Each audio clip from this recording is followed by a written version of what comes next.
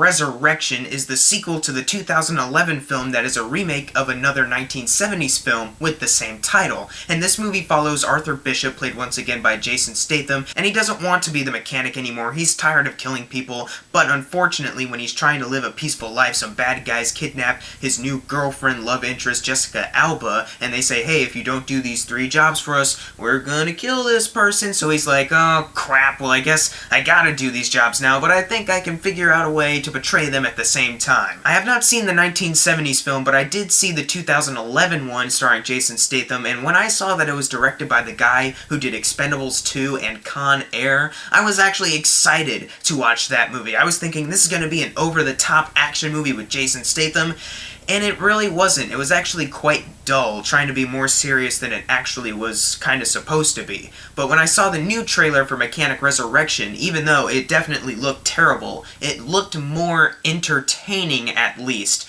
than the original film. It looked like at least that's going to have a lot more action going on than that dull movie that came out 5 years ago. And there are definitely some moments of entertainment in this thing, but let's not beat around the bush because it's kind of obvious this is trash. Like, you don't really need me to be vague about my opinion going in. This is horrible. This is not a good movie. I mean, maybe in some guilty pleasure sense it is, but really not for me, and I'll explain why. First off, as far as things I did like, Jason Statham. I liked him in this movie, I liked him in other movies. Is he one of the best actors in the world? Well, in Spy, yeah, he's pretty good, but no, he's not. He pretty much plays the same character in most of his movies, but I like his charisma, I like how he punches people in the face. He's very good with his stunts, a very capable action lead. He's done it multiple times, and I appreciate Statham. And there are a couple moments in this movie where the action scenes definitely had my interest. But that's really not saying much because I guess this is where we lead into the cons.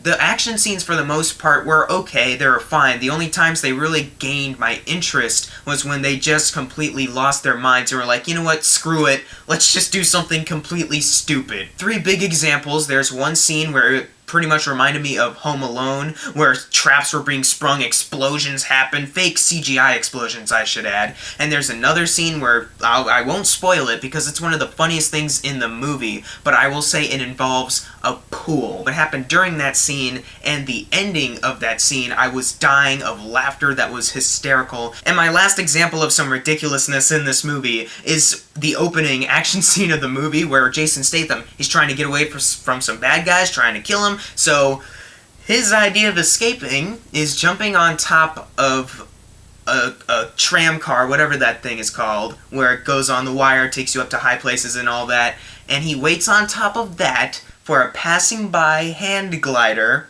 and he perfectly runs off and jumps it just right so he can land perfectly onto this passing by hand glider. Yes, it is that stupid. Moments like that in this movie, they rarely happen, but whenever they do, that's when I was like, oh yes, this is what this whole movie should have been. This is what the last movie should have been. And when I say that, unfortunately, this movie is not entirely laughs and just ridiculousness. Moments like that do happen, some CGI explosions, obvious green screen. It can be funny, but the whole movie should have been like that. If this movie was just like, you know what, we don't care, we just want Jason Statham to do crazy stuff, then I think I would have had a better time. Unfortunately, I think this movie suffers from the same problem the 2011 film had.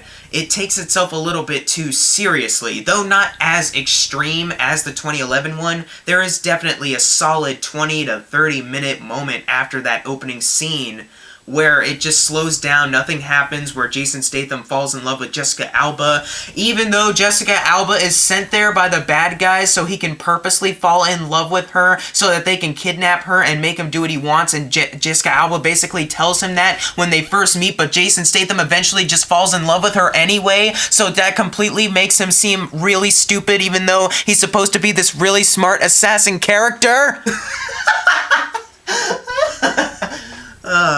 I'm sorry about that. You heard that right, folks. The romance in this movie doesn't start out as a romance. It's basically Jessica Alba shows up and Jason Statham rescues her from an abusive spouse, but then, oh, she was just planted here by the bad guys, and Jessica Alba basically says, oh, they were gonna do something horrible to something she cares about, and he was like, oh, well, we're gonna have to trick them into making them seem like we're in love because they're watching out in the ocean, and they have a scene where they're, you know, playing falling in love, but then they actually fall in love, and then the bad guys just kidnap her anyways.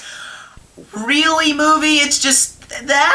Like, that is stupid. That is a perfect, like, action movie, complete stupidity plot, but they just played it up to be a little bit too serious. That 20 minutes focused on that is so serious when it should have just been tongue-in-cheek ridiculousness. If the entire movie was like that, I think it would have had more fun. Unfortunately, not only does that 20-30 minutes feel extremely boring, but the action scenes that take place aren't as entertaining unless something stupid happens. But as I mentioned, it rarely kind of does. The bad guy in this movie, completely unthreatening. He's trying to threaten Statham with his dialogue, but really, I just got the sense that if Jason Statham really wanted to, he could throat punch him and just get Jessica Alba and leave. Like, the villain doesn't have any muscles. Sure, he's slightly taller than Statham, but Statham has the muscles. He has the skills to just punch him in the crotch, twist his neck, and then just take Jessica Alba and leave. You should have gotten at least a physically imposing villain for a Jason Statham movie instead of just this guy in a suit acting like a douche. And speaking of the bad guy, there's a really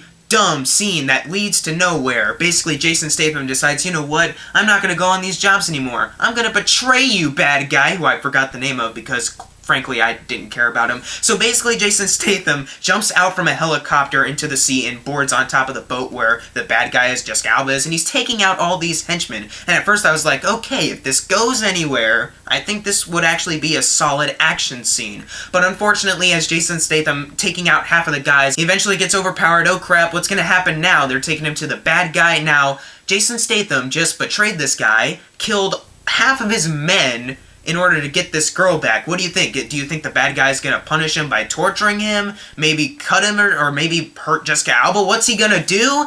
The rest of the scene pretty much plays out like this. Hey, Jason, you know what you did? That was pretty bad, Jason. You shouldn't do that.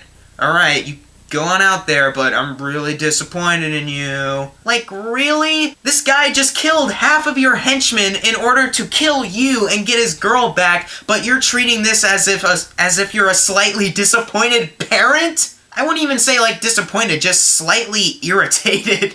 Like, are you kidding me? That scene, and then afterwards, they just let him go about. They didn't, like, punch him in the face a few times. They didn't injure him in any way. They pretty much was just like, hey, alright, get out of here. Finish your job, but don't do that again.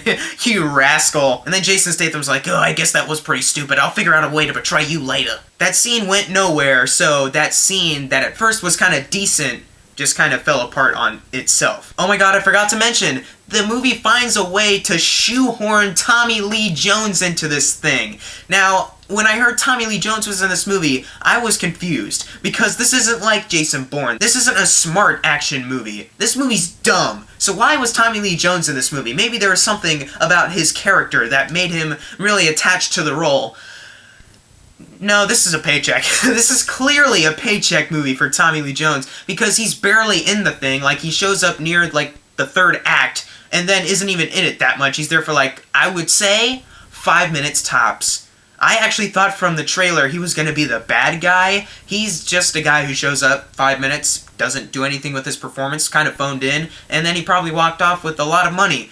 Thanks, Tommy Lee Jones. The worst part is, his phoned-in performance isn't even enough to be better than Jason Statham, who isn't even that great in this movie. Overall, guys, I can see where some people might have a guilty pleasure fun with this movie. There are definitely some moments where I can admit it was ridiculous and I laughed at it, and Jason Statham I do like, but overall, this movie was just not what it should have been. If it was just complete balls to the wall, stupid, explosion fun, I think I would have had a guilty pleasure vibe with this movie, but unfortunately, it takes itself a little bit serious. It's not as serious as the 2011 one, but it is kind of still there, especially with that boring 20 to 30 minutes where they delve into that relationship, which is also stupid. The acting's not good, the characters are lame, the dialogue sucks, it's cheesy, corny. This movie is terrible. I'm gonna give Mechanic Resurrection a D+. This movie's not offensively awful or anything like that. It's not Dirty Grandpa